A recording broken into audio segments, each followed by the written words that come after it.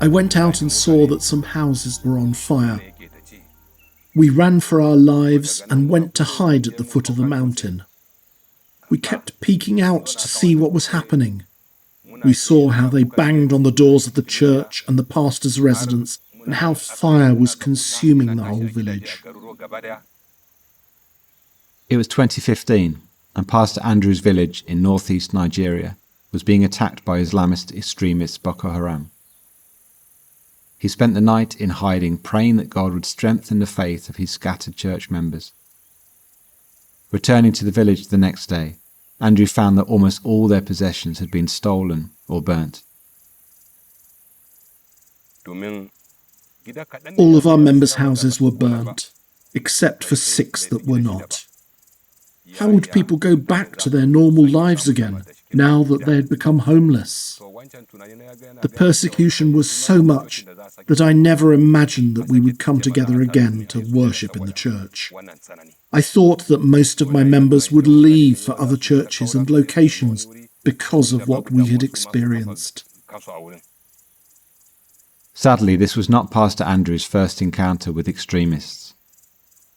He had survived a Boko Haram attack in his previous incumbency too, and drew from that experience to bring encouragement to his church members. Because I had experienced the attack already, I kept pursuing my members and encouraging them to come back to the church and to rebuild their homes. I called some of the church members and we brought all our burnt zinc together with some sticks to make a worship place. Gradually, those who had fled to Gombe started coming back, since they saw that people had returned and were rehabilitating. Open Doors has been standing with Pastor Andrew in the villages of Gayaku, providing emergency relief, trauma care and leadership training. The church has been rebuilt and the congregation is larger than it was before.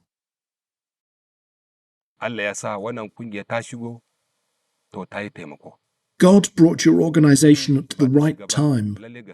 If you didn't come, I don't know how our community would be, especially the church. Many who lost hope and had nothing were able to receive support and are back on their feet. After the attacks, you were the first to come and help each family with food aid. Not only did you give us food, but you also came to teach us about trauma healing.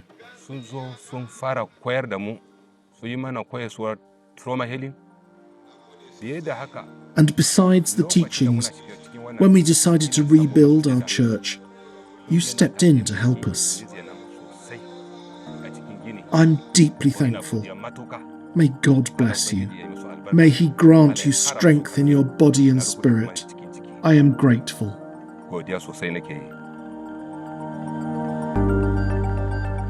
Praise God for Pastor Andrew, for his determination to serve God faithfully and for the leadership and encouragement he brings as a pastor to his church members in Gayaku.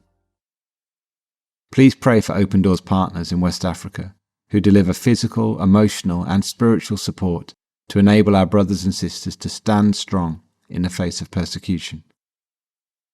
More Christians are killed for their faith in Nigeria than in any other country in the world.